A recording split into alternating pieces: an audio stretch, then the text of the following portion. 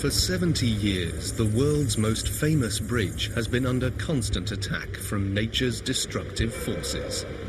Treacherous currents batter its foundation, fierce winds bend its towers, sea fog, laden with corrosive salt, eats away at its massive metal heart. With a tireless team relentlessly replacing the cracking concrete and rusting iron, the bridge stays one step ahead. But the worst is still to come.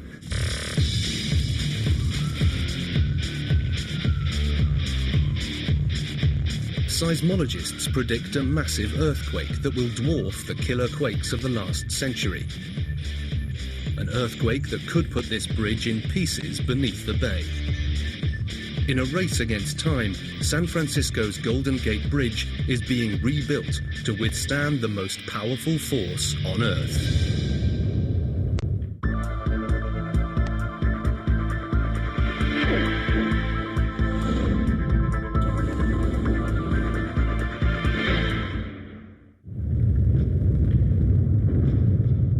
Of all the forces of nature that San Francisco's structures face, earthquake is the ultimate destroyer. Deep inside the rock, an unimaginable force is building. When the pressure gets too much, the earth moves.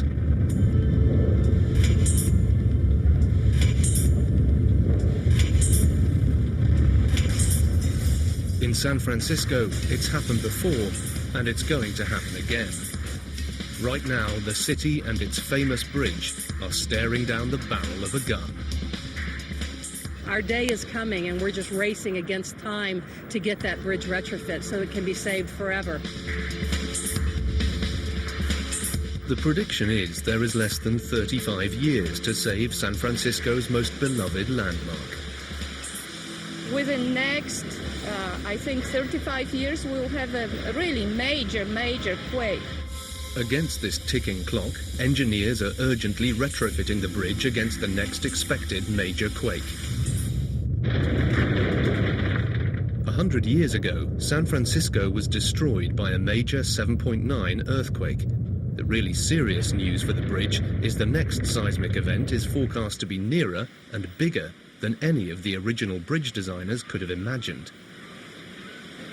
To stand any chance of survival, the steel and concrete of the 70-year-old superstructure is undergoing a major overhaul. We are retrofitting these structures for 8.3 on the Richter scale. In a $400 million retrofit, they're strengthening and retuning its worn-out frame to face an 8.3 earthquake, bigger than anything in living memory. But even before the bridge existed, here at the Golden Gate Straits, the elements were conspiring against it ever becoming a reality. And it wasn't just the risk of earthquakes stalling the dream. The winds at the entrance to the bay are far too menacing. The cold, damp fog eats metal and creates evil working conditions. And the raging waters racing through the gate are way too wild to build a structure in. So with all these destructive elements stacked up against you, and the spectre of an earthquake always there, why on earth build a bridge? 1918, and San Francisco is a success story waiting to happen. But its location isn't helping. Being squeezed on a finger of land, surrounded by the bay to one side and the ocean to the other, is cramping the city's style. But beckoning at the end of the peninsula, across a treacherous one-mile gap called the Golden Gate, there is opportunity for all. Here, in the unspoiled acres of Marin County, there is real estate, a workforce and untapped resources for the city folk to enjoy. It's a tempting land for a growing city. The ferry boats are fit to bursting. A bridge had to be built. January 1933, the construction challenge of the century finally kicks off. Build the longest bridge in the world with the tallest towers and the deepest foundations in just about the worst place in the country. It'll take 80,000 miles of cable, 11 lives and an unprecedented series of construction firsts before the dream of Golden Gate became a reality. The first major battle against the elements is to build the colossal foundations for the South Tower.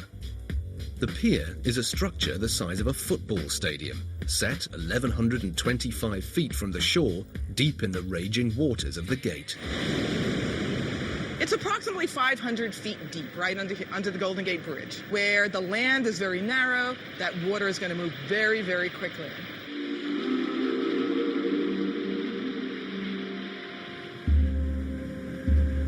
As if to demonstrate how foolhardy the venture is, in the first year of construction, fogs, storms, and currents each take their toll on the building of the South Pier. It soon becomes the most cursed part of the bridge. The groundwork for the underwater foundations is prepared by divers, each descending from precariously anchored barges. This is a high-risk construction because the colliding currents at the gate are a potential death trap. As the tide turns and the seawater meets the bay runoff, water flows in two different directions at the same time. Millions of cubic feet of light fresh water fight to escape from the bay, while denser, cold Pacific saltwater forces its way in. Divers constantly struggle for control in the turmoil.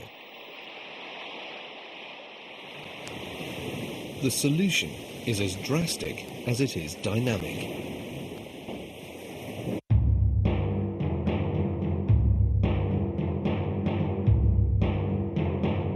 Giant steel tubes are lowered to the seabed below, and dynamite is packed into them. Bit by bit, the team blast their way to the bedrock 100 foot below. Beneath the waves, the work progresses well. Above, it's a different story. It's too rough to use barges and floating equipment. The solution? An 1,100 foot jetty, big enough to get everything to and from the worksite. But here again, the elements rear their ugly head. Disaster strikes in August 1933. An outbound freighter 2,000 feet off course plows into the newly finished structure, wrecking the sturdy construction. The ship's captain is blinded and disorientated by the summer fog that came in without warning. It can come in rather quickly, and when it's thick, I mean, you can't see anything. You're in the fog, there's a big ship, it's headed right at you. That's kind of scary. 2 months later, and the pier is rebuilt. But an October storm lashes at the newly reassembled timbers, ripping the deck away. Yet again, it's rebuilt, only to be hit on December the 14th by an even more violent storm.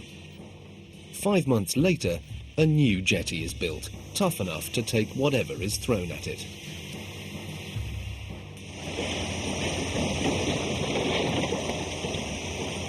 With the seabed blasted flat, enormous concrete blocks are lowered down and locked together to form an oval container, protected by an outer fender. 9.4 million gallons of water is pumped out of the fender, and a massive 130,000 cubic yards of concrete is poured in. Men, knee-deep in setting concrete, race against time to spread it out across the giant container, building a solid base up from the seabed. On January the 3rd, 1935, the pier, the largest ever constructed, reaches its final height, peaking 44 feet above high water. Already stacking up on the docks are the components for the next two most iconic achievements of the Golden Gate Bridge.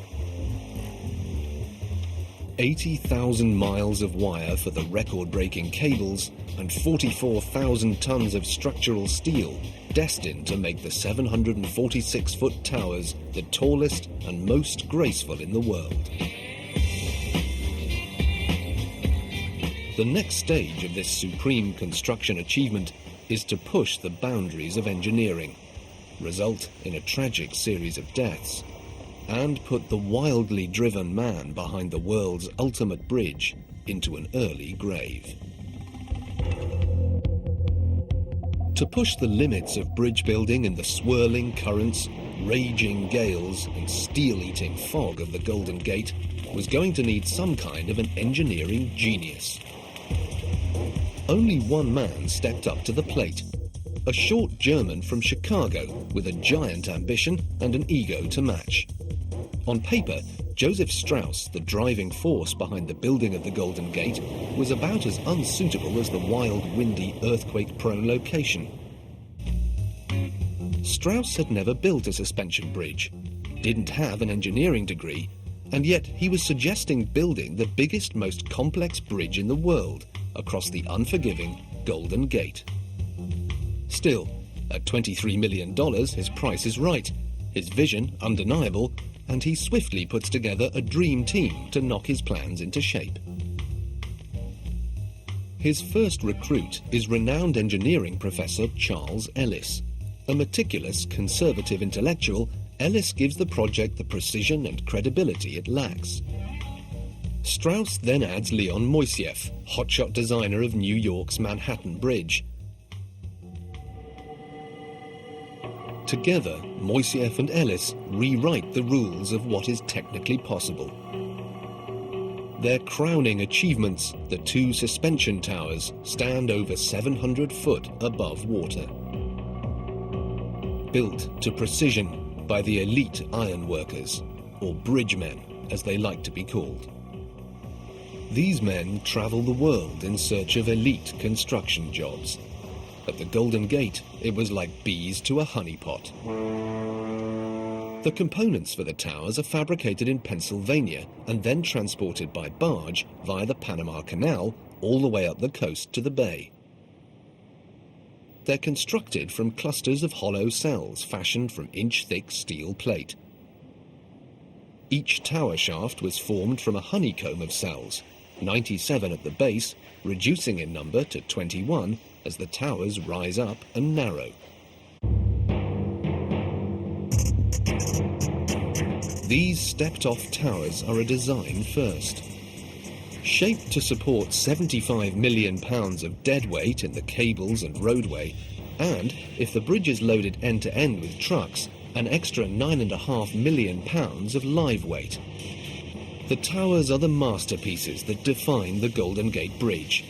Inside and outside each tower run 23 miles of ladders, reminding us with each rung that this monstrous construction was built by men, step by step. It was our ironworkers of the same local I'm in, 377. It was our ironworkers that built the bridge. We admire those men that were up on the bridge, putting it all together. Out on the structure, high above the waters, in the winds and fog, it's as precarious now as it was for the early builders. It's miserable. It's miserable. I mean, you have to hang on. You got one hand for the bridge and one hand for yourself. At best, working on the bridge was miserable. At worst, it's treacherous. But it's the Depression, and work is scarce. Men were queuing round the block for soup, or better still, work. But even at a time when labour was two a penny, Chief Engineer Strauss took pride in the welfare of his workforce. With great foresight, he was obsessed with safety. At the time, it was understood you'd lose one life for every $1 million spent on a construction project. Strauss would not accept 23 corpses as a price for his bridge. He's not only the first to insist on hard hats and safety cables for all, but goes as far as experiments with sunscreens, glasses to stop sun blindness, and even a cabbage-based hangover cure for his hard-working, hard-playing crew. The biggest and most expensive safety measure was a giant net, like the ones used by circus high-wire acts. It was strung underneath the span as it extended out over the water. It cost around $125,000, but it would go on to save a total of 19 lives. A lucky bunch who all became members of the appropriately named and exclusive Halfway to Hell Club. May 1934, and the American flag is proudly flown on top of the completed Marin Tower. A group of hardy souls stand tall on the highest bridge structure ever constructed. 44,310,450 pounds of steel assembled in a maze of hollow segments so complex that men get lost in them. All held together by 300,000 rivets, each one hammered in by hand. Now come the cables, the longest and thickest ever fabricated.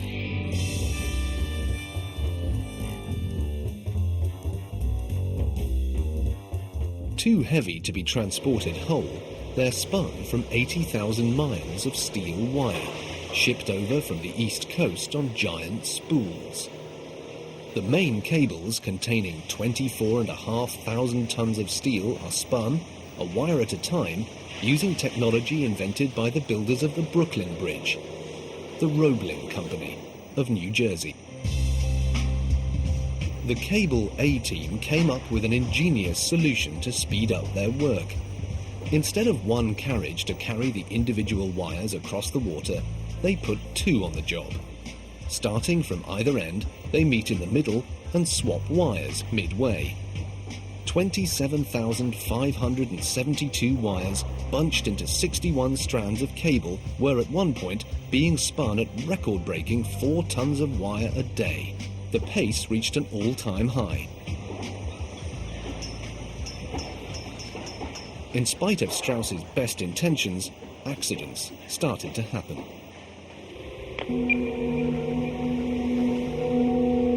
On February the 17th, 1937, tragedy struck. A pair of workers were in the famous safety net collecting debris when a platform above them suddenly failed.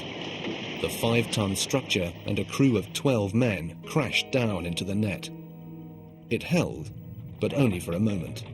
Then it cracked like a machine gun and ripped like a picket fence, splintering. 12 men fell to icy deaths in the waters below. There were only 2 survivors. One, seriously injured, was picked up clinging to a floating corpse he thought was alive.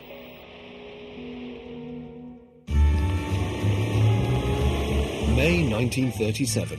With the bridge at last completed, the long-awaited day arrives. The 27th, designated as Pedestrians' Day, sees some 200,000 people walk, run, skate and tap dance their way across the bridge. The following day, a motorcade of official vehicles works their way across the record-breaking span. Joseph Strauss proudly pronounces his bridge open to the world, proclaiming that if it is serviced by generations, it should have life without end.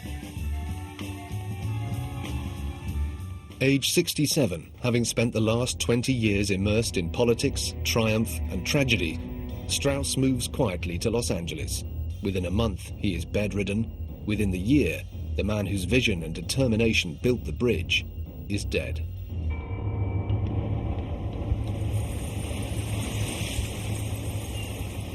However, no one doubted the strength and safety of this awesome structure that is his legacy.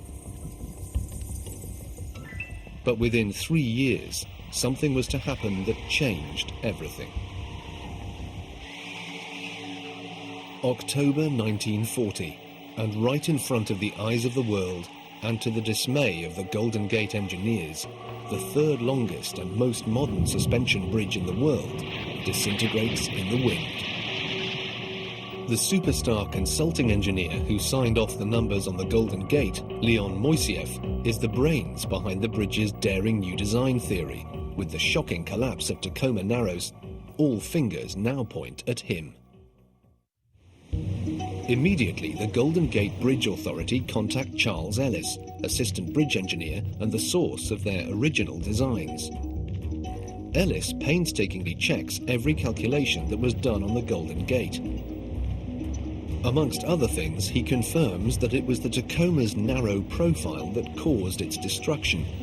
The Golden Gate ratio of width to length at 47:1 is positively chunkier than Tacoma's at a slinky 72:1.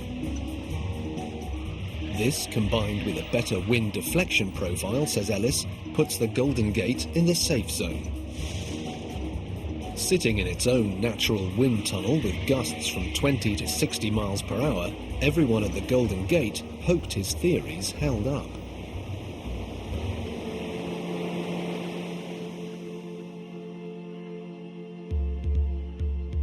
For many miles in either direction, there is nowhere for the wind swooping across the Pacific to break inland. The gate is that break.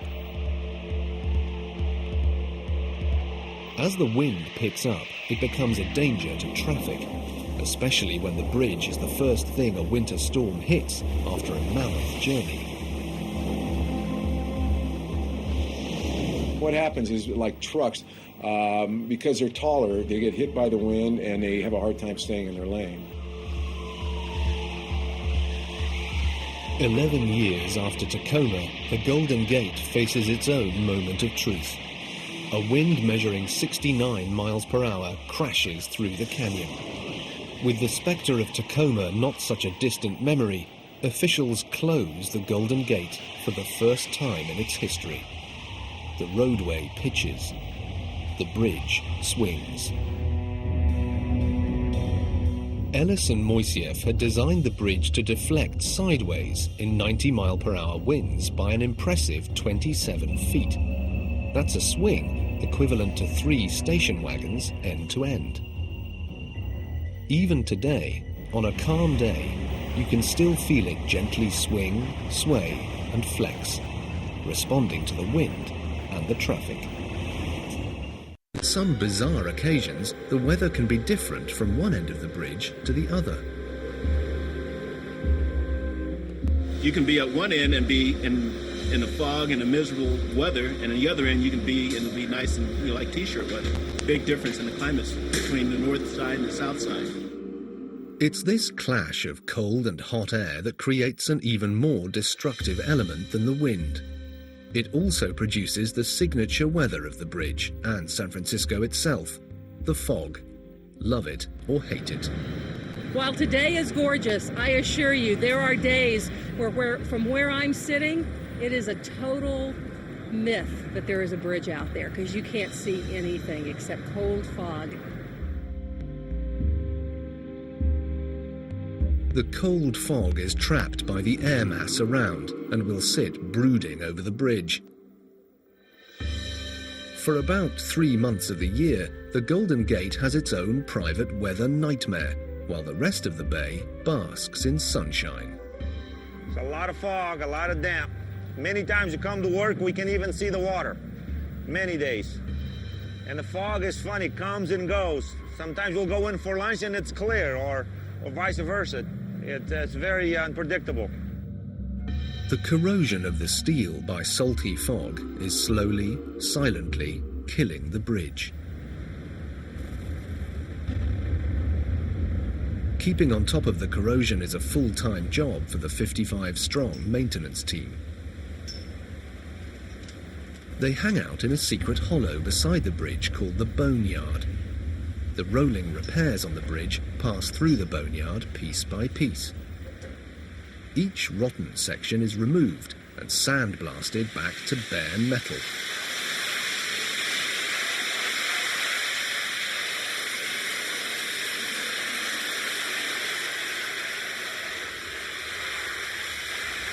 In some cases, like this stair panel, the metal fabric has been eaten by the salty air to beyond the point of no return. When this happens, new sections are manufactured using the old sections as template. These cross pieces are being recut exactly like the originals. They will be primed and finally sprayed in the famous international orange colour. Then they will be fixed out on the bridge to face the fog. Even underneath where you would think you'd be protected from the rain, even underneath you'll get that moisture from the fog on the structure, and it's raining on you underneath. These steel pins that tie the suspension part of the bridge to land have rusted solid. They have to be cut out and remade. In fact, piece by piece, as it rusts away, the bridge is being replaced. Much of what is now the historic Golden Gate is new. The skill of the original bridge builders lives on in the ironworkers of today. The main cables are one of the few sections that remain untouched from the day they were built. The secret is the way they were sealed, way back in 1936. Once the wires were stretched across from one anchor to the other, they were squeezed together with 120,000 pounds of pressure and then cable bands strapped around. They were then coated in rust-proof paint and wrapped in 3 miles of steel casing. They're as sound today as the day they were spun. Today, a section of the cable is a star tourist attraction next to the statue of Strauss. Visitors place their hands on the slice and marvel that strands no larger than a pencil can hold up an 887,000-ton bridge in a 70-mile-per-hour gale. What they don't know is that a destructive force far greater is building in the ground beneath their feet, and it threatens the very existence of the bridge.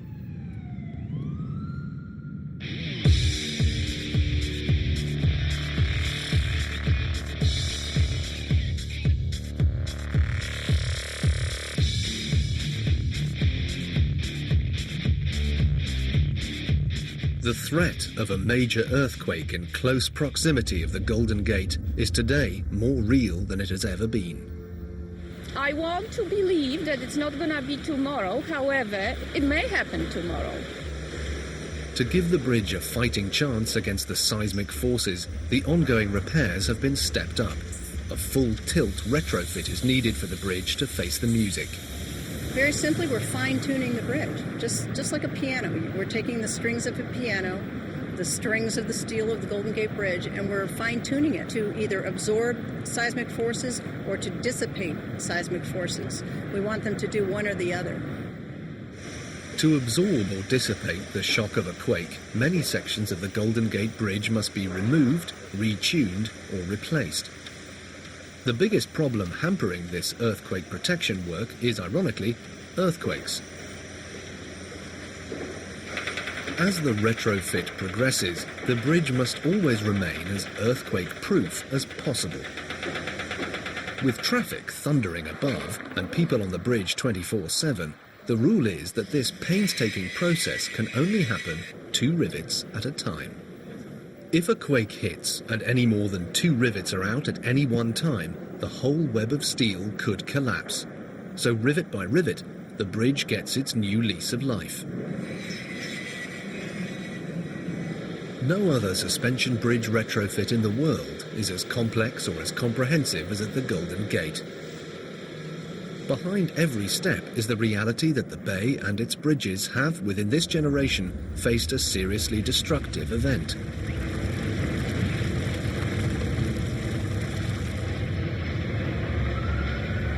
At the end of the 1980s, the Loma Prieta earthquake shook up the Bay Area and the lives of just about everyone who lives there.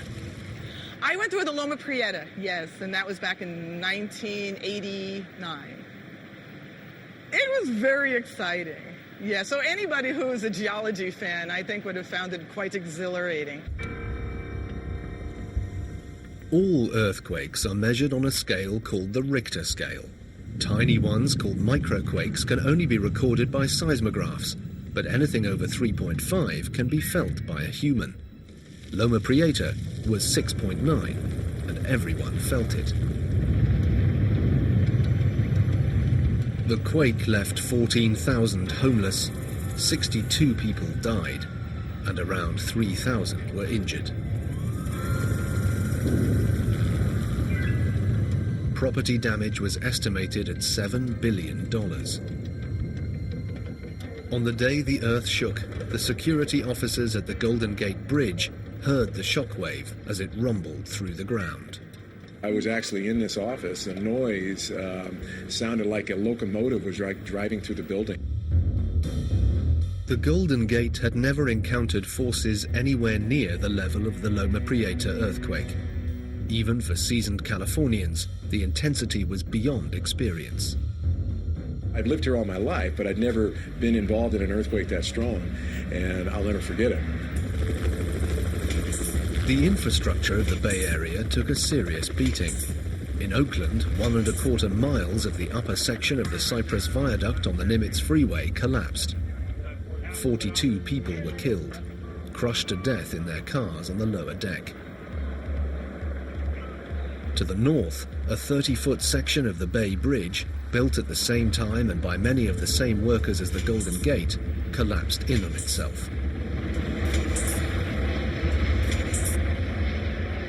On the evening of the quake, at the Golden Gate, the bridge began to sway.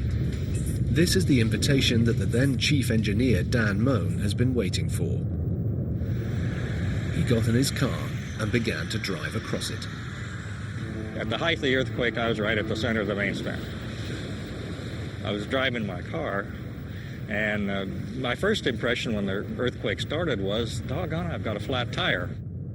Dan is feeling the initial shake from the quake. That's 75 million pounds of dead weight on the move.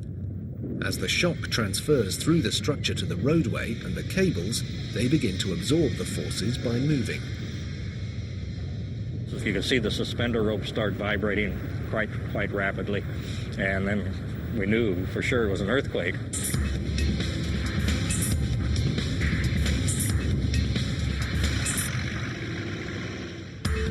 Although the epicenter is in the mountains of Santa Cruz, most damage is in the urban areas of Oakland and San Francisco.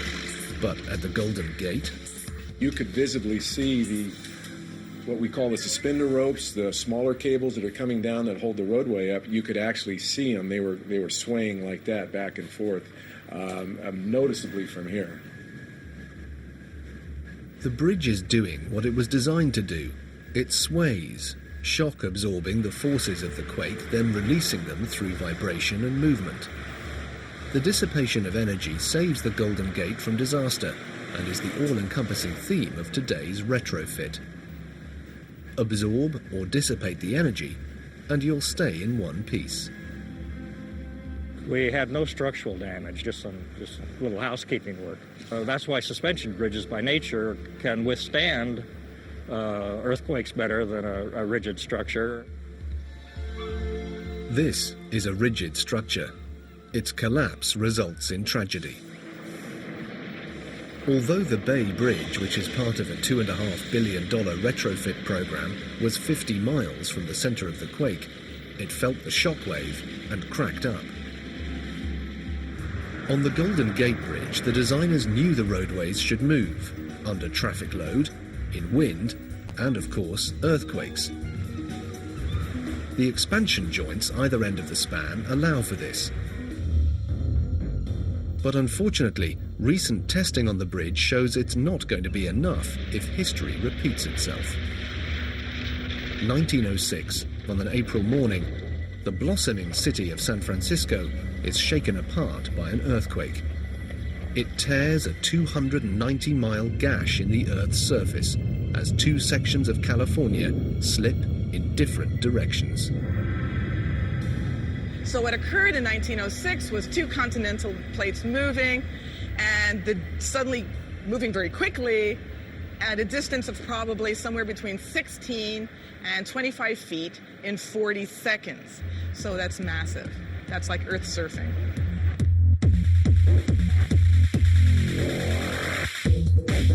There is no warning. It's all over in 40 terrifying seconds. People are killed in their sleep by falling debris. Fires break out, started by jets of flame from the ruptured gas mains. It's thought that 3,000 people are killed. Some bodies are never found. Over 28,000 buildings are destroyed, and half the population is homeless. A massive 7.9 on the Richter scale earthquake, large enough to be detected all over the globe, wipes out San Francisco. If the Golden Gate Bridge had existed when the 1906 nightmare struck, it may well have ended up in the bay. Today, detailed studies reveal how the bridge sits between California's two most active earthquake fault lines, the San Andreas and the Hayward. Each fault is the edge between two chunks of the Earth's surface. These continental plates that crisscross the planet move all the time, but not together and not in the same direction. And after a period of about approximately 250 years, the areas where the continental plates are caught are going to fail. And what happens is they don't just shatter. What they'll do is they'll release every ounce of energy they stored when they were much larger.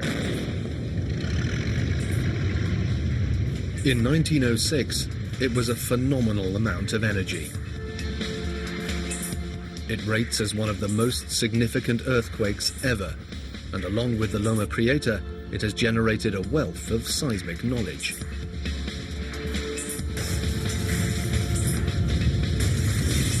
Unfortunately for the Golden Gate Bridge, that knowledge has led the scientific community to a frightening certainty. Another earthquake larger than the Loma Prieta and the same or greater than 1906 is on the way. I think it's a certainty. We don't know when and how long it will be, but there's a certainty of an earthquake on the San Andreas Fault that will produce motions here much, much greater than produced by Loma Prieta earthquake. With today's seismic and structural understanding, the smart money reckons that in order to stay standing, the Golden Gate Bridge urgently needs a serious upgrade. The two key new technologies being enlisted are isolation bearings that separate sections of the bridge and absorption devices to take the force of the earthquake and hopefully spare the structure. The retrofit is complicated and expensive, but there's nothing better than feeling your own earth tremble to convince you to get on with it. It's one thing to think about them theoretically. It's something else to wake up in the middle of the night with the bed shaking and the windows rattling and wondering whether or not the roof's about to fall in. My commitment to seismic retrofitting became much, much more personal after my first earthquake was experienced. So how can a retrofit, unlike anything done on a suspension bridge before, save the Golden Gate from the next big one?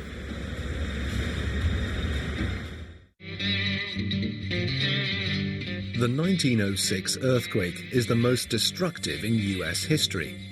At today's prices, it cost California $8 billion. What the scientists predict is that an earthquake the same or larger is on the way. For the 70-year-old Golden Gate Bridge, it's very bad news. It may happen tomorrow. It may happen in 10 years. But one thing we know, it will happen. And when it does, the bridge must be ready. But how far can you go, and ultimately how strong an earthquake should you be prepared for? The state hired professionals to determine what is the maximum credible earthquake, and that's an 8.3 earthquake. An 8.3 earthquake is catastrophic. The Loma Prieta was a 6.9, and it killed over 60 people and cost over $10 billion. The energy release by an 8.3 is the equivalent to the detonation of over 3 billion tons of dynamite. That's a serious hit for any structure. And if it's anything worse than that, we really don't need to worry a whole lot about the Golden Gate Bridge, because I'm not sure all of Western California will still be around. The retrofitting is based on the heart of the earthquake event, the epicenter, being in the bridge's own backyard, just 7 miles west on the San Andreas Fault. The engineers must retrofit for what's called the maximum expected event from this nearby fault. Now, of course, they're retrofitting for a magnitude 8.3, which is maximum expected event from that fault. The maximum expected event is a curious cutoff point. What it actually means is, at what point does it become a waste of money to fix up the bridge to survive an earthquake? In the case of the Golden Gate, that's a lot. It's the most complex and costly earthquake-proofing project ever undertaken on a bridge. In fact, if it were any other bridge, the best thing would be to knock it down and start again. But the Golden Gate isn't just any old bridge. If you talk about important structures in America, you talk about the Statue of Liberty and the Golden Gate Bridge. It's without doubt the most recognizable bridge on Earth. It's awesome. I think that every engineer that has ever worked on a bridge has a very deep feeling about it.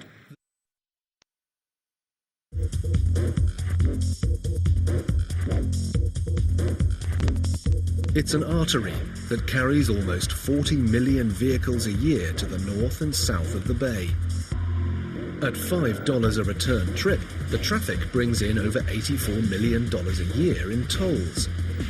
Sounds like a lot, but that money isn't even enough to keep up with the regular maintenance, let alone find the mega cash it's going to take for the retrofit.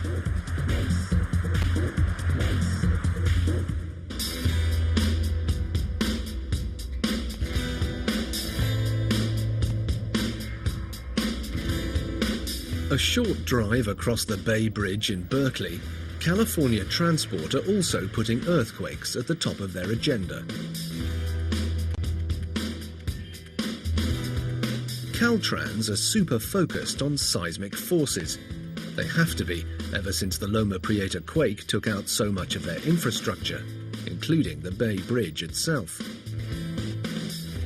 They're testing ways to absorb and isolate the seismic energy from an earthquake. To do this, they make their own quakes. This is the largest shake table in the USA. It can simulate every earthquake that has ever been measured. These are the hot new bearings destined for the Golden Gate Bridge. They're the devices that should keep it standing into the next century. They're rubber with a lead core and are designed to be placed at points on the bridge where the seismic movement on one section needs to be isolated from the other. And that is the secret of the retrofit. Section by section, preparing the bridge to go with the seismic forces when the ground beneath begins to shake. The work will take over 20 years and is writing the book on retrofitting suspension bridges. Here at the spanking new North Approach Viaduct, they've already installed the rubber lead isolators. At the North Tower, they've put in stiffeners and strengthened all the joints, and at the pier below, they've studded it with pre-stressed steel bars for extra strength. With Phase 1 complete, they've turned to the south. Here they'll be installing more seismic isolators, replacing the towers and all the metal bracing. The Fort Point Arch, built to carry the bridge over an old Civil War fort, is a particular challenge. Right behind me is the Fort Point Arch, and in our computer modeling, when we did our seismic analysis, it shows that that arch can rock and actually rise up and potentially collapse and rock out of its position. Studies revealed that the whole arch, pulled up by the cable, lifts off its foundations in an earthquake. That's fine, because the movement would absorb the quake's energy. But it must drop back precisely into position when the dust settles.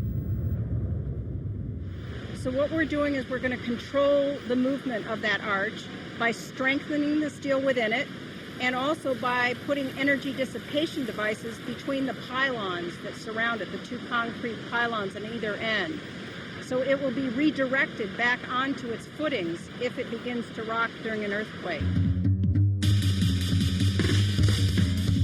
Meanwhile, on top of the world where the 887,000 tons of the bridge hangs over the two 3,000-ton saddles, the retrofit will strengthen and immobilize excess movement. Dampers will be installed where the tower and the roadway meet, and parts of the concrete fender that's in the water will be replaced. Although this is a race against time to beat the next earthquake, the whole high-tech process has one major fly in the ointment.